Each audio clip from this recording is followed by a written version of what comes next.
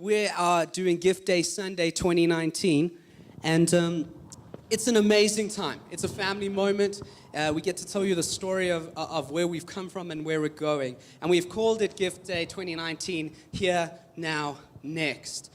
Here being all that it's taken to get us here onto this property, in this space, for you to be sitting in that seat.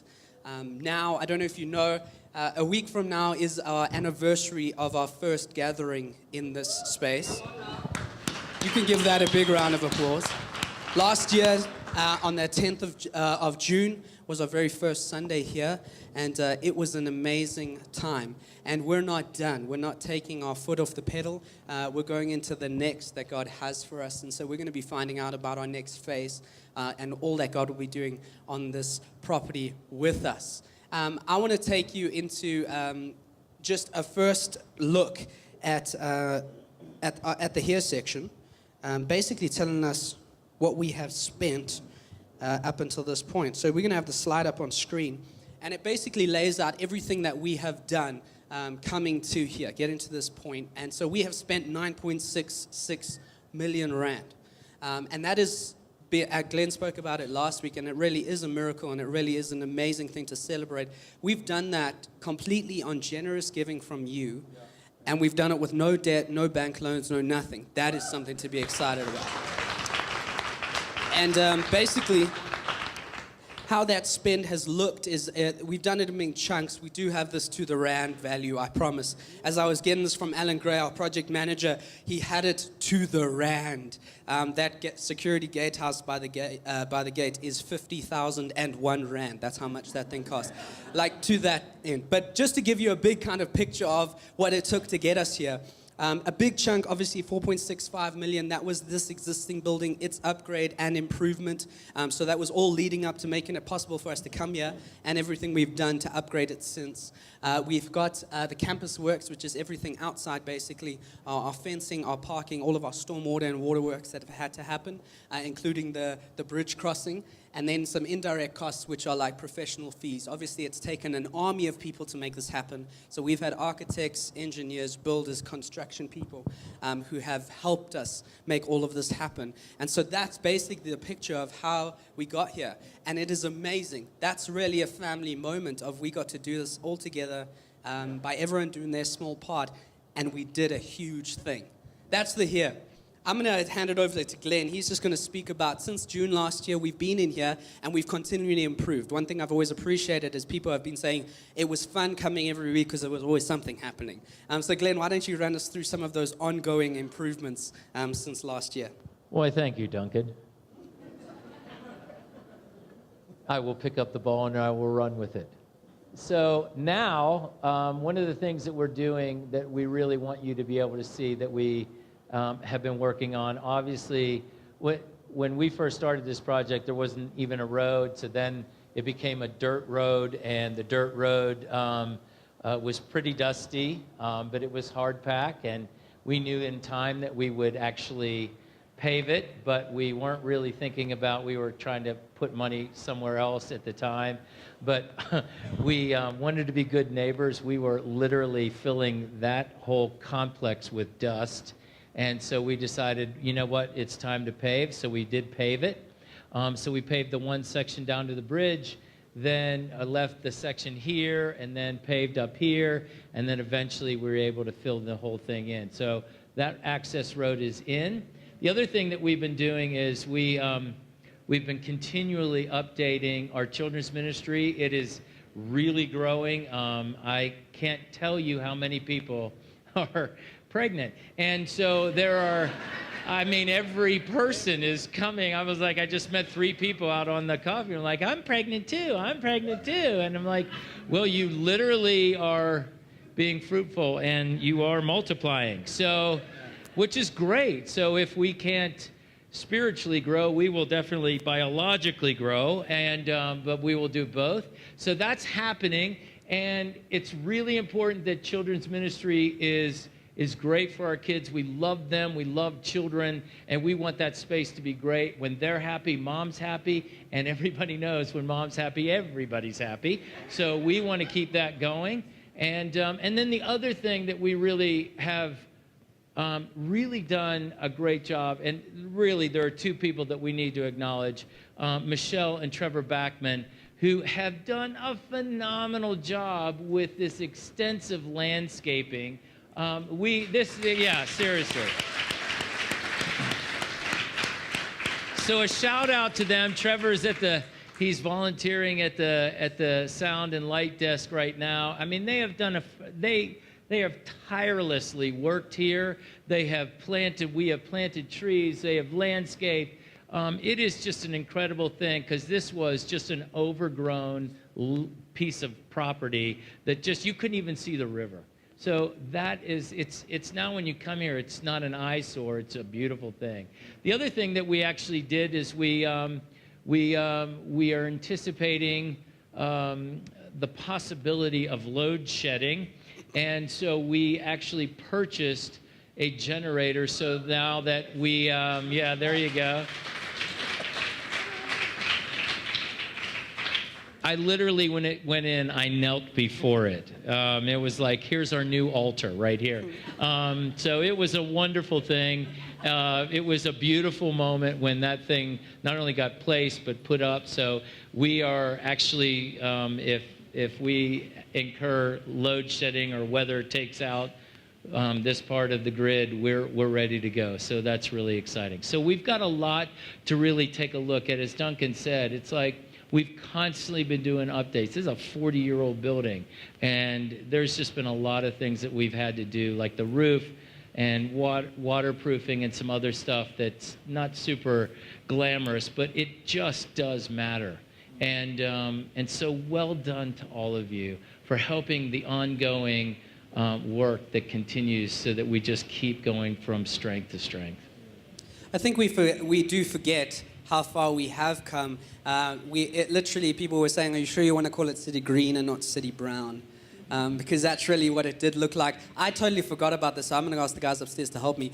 Some progress pics from just us, because I don't know if you know what the space actually looked like before.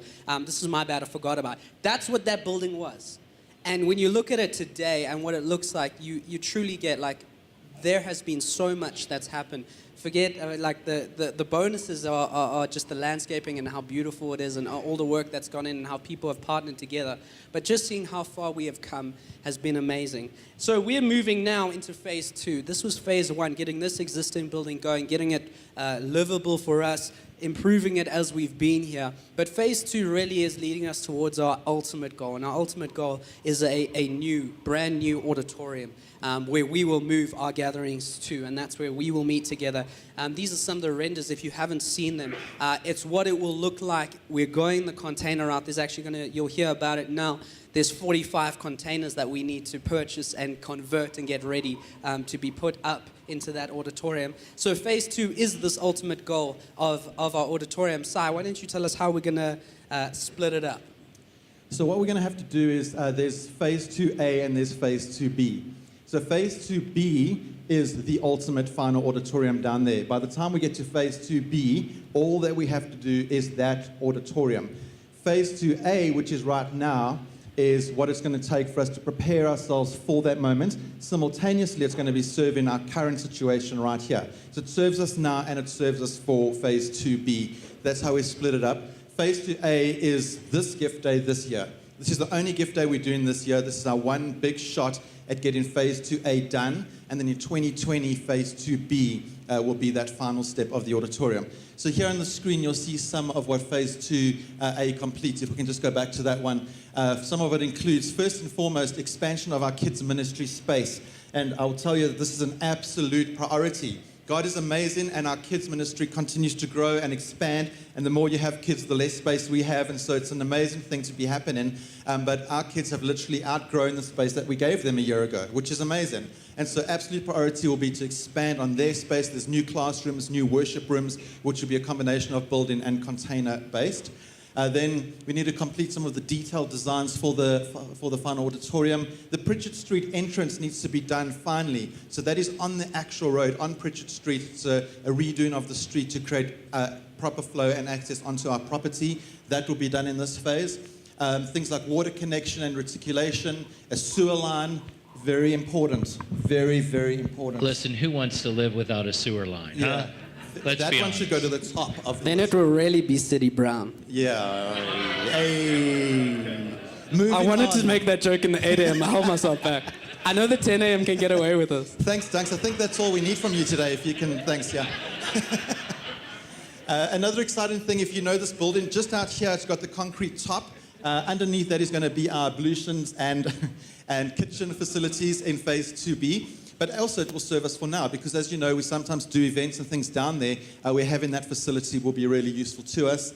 Then very excitingly is the acquisition and the conversion of these 45 containers that it's going to take. So we're going to start seeing these containers coming onto site and being converted as we go. And then there's things for the next phase like council bulk services contribution. So that's the kind of list of what we need to accomplish within this year, phase 2A, which will serve us going into next year. As I said, phase 2A, once we're done with that, the only thing that remains is actually putting phase 2B, our actual construction of the final auditorium. And so the time frame with that, with us doing all this prep work, means that when we get to 2B, as long as we get our plan approvals from council, that's a 6-month process. It's a very quick turnaround because we're doing all this prep work on the front end. We're not just buying containers and stacking them up. They're actually going to be converted and ready to go so that they get dropped in place very quickly. And we're trying to do everything we can to get there as quick as we can. So that's what it's going to look like. Before we get into kind of our big target, and I know everyone's waiting, like, when are you going to drop it? Before we get into that, I'm going to ask Sai and Glenn just to share. So we've been here for a year. Give us some of your highlights and some of your heart for this place now that we've been here. Looking forward into our next. Yes, I mean, looking at it, there's lots of sort of facts and figures and sewage pipes and council this and council that. It's just a lot of information that we can kind of get lost in. And we don't want that to happen because the heart behind, this is just a property. You know, this is just a property. But what actually happens is that God changes lives when we gather here. And so for me, looking over the course of the last year, and just some of these images behind me, it's just been amazing to see the life on this piece of ground, on people getting baptized. And I don't think it would be an exaggeration to say hundreds of people getting saved on this property within the last year, just through the faithfulness of us as a church saying, we'll put up our hand, we'll do whatever it takes, we'll give, we'll contribute, we'll serve, we'll love, in order to see this community really being brought to life in Jesus. One of my absolute big highlights is just seeing the impact that we're having on our immediate neighbors. And so seeing adults and kids coming from these complexes next door, finding a home here. You know, a lot of us who've been here for a long time, this is home, but this is becoming home for so many new people. And so for me, that's what really excites me about City Green. Glenn, why don't you share some of your heart going forward into our next? Thank you, Duncan. I think I have two. I mean, there's so many highlights, but I have two that stand out to me. So Sai just mentioned the people coming from these complexes. There was a young boy who came. We have a ministry that meets right now during this gathering called City Crew, which is grades 5 through 7. And one boy came on his own, walked down the road, came in, and he got plugged in, and he's like, this is great. And he went back, and he got about 10 of his friends, and then they got their friends.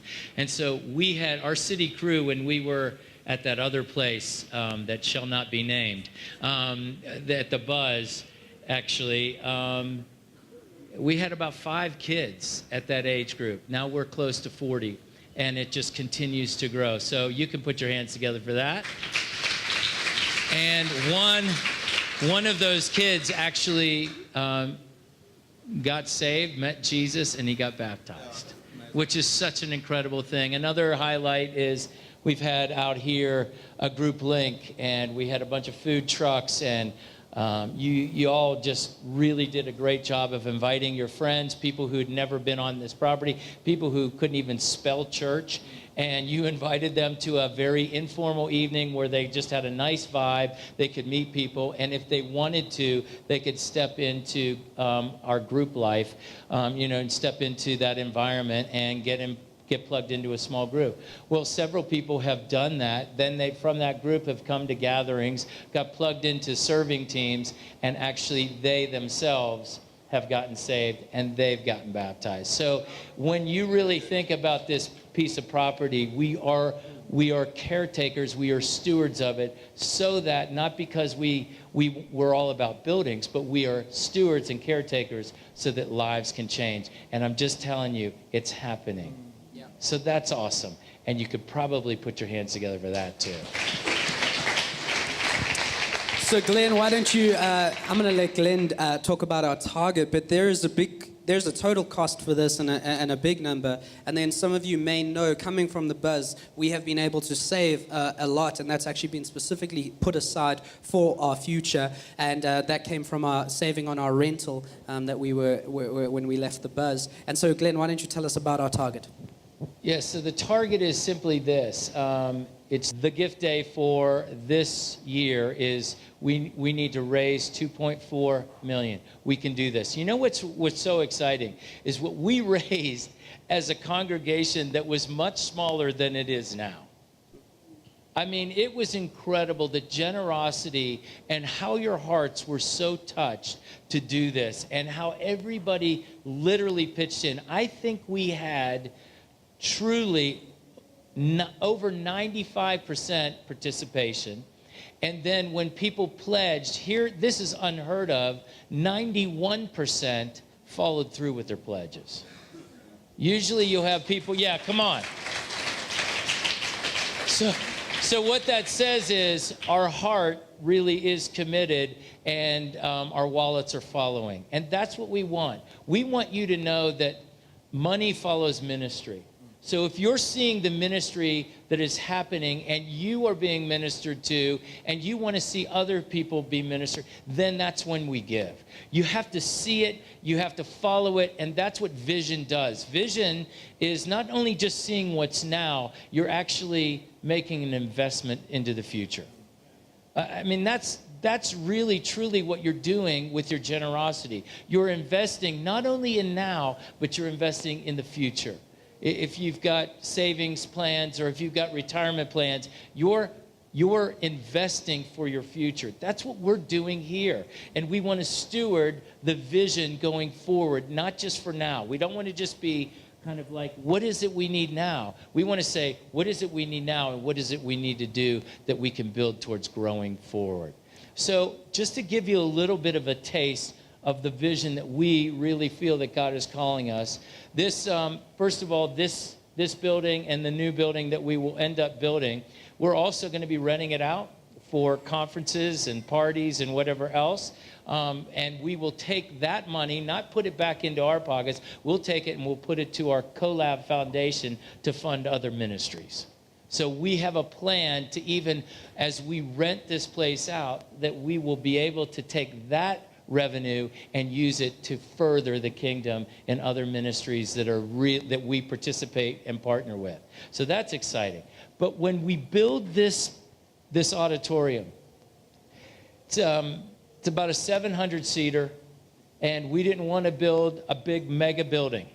We just decided that our strategy is we want to, if we could have 3 gatherings of 700, we would be really excited. And that doesn't mean that we're stopping. That just means that puts us on the trajectory of how we want to grow and build in this city. So here's the vision. We want to have about 2,100 people on average here on Sunday. So we got a ways to go. We probably have about another 1,200 people to go from right now. Then what we do is once we get to that can then reintroduce a really deep passion for us starting churches in this city. So what we want to do is we don't want to be that church that just sends 20, 30, 40, 50 people off and say, God bless, we'll help you and you get started and then make it work for you.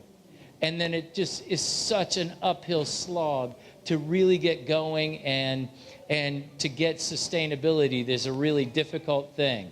1 out of every 4 church starts fails. So so we wanted to say, no, how do we want to do it? We want to do, and we also didn't want to go, hey, we want to be this size congregation, and then we want to send a whole bunch of people, and then all of a sudden it feels like there was an amputation of our arm. We want to say, no, we want the body to be healthy, numerically and spiritually, so that we're ready to be in a position to start a new church. So let's just dream a little bit. And I'm not saying that this is the case, but if there were 300 people from the West Rand over all 3 gatherings, and we got them together and we had them on this property beginning to meet, starting to work, building the team, and then all of a sudden we said, you know what? We are now full. We've got 700 seats. We need 300 new seats so that we can get more people. We can reach more people here. We want to send you 300 to the West Rand, and when you start, you're going to be an immediate going concern. That's what we want to do, and then we will do that elsewhere. So as we continue to grow and fill up seats, we're going to go, guess what? We need seats. Where else are we going to take a look in this city that needs a church? And that's how we're going to grow. So we're not about the 5, 6, 10,000 seater. We're about that number, but we want to then multiply. We are about 5, 6, 10,000 people around this city. So that's what we're going to do. Yeah, come on.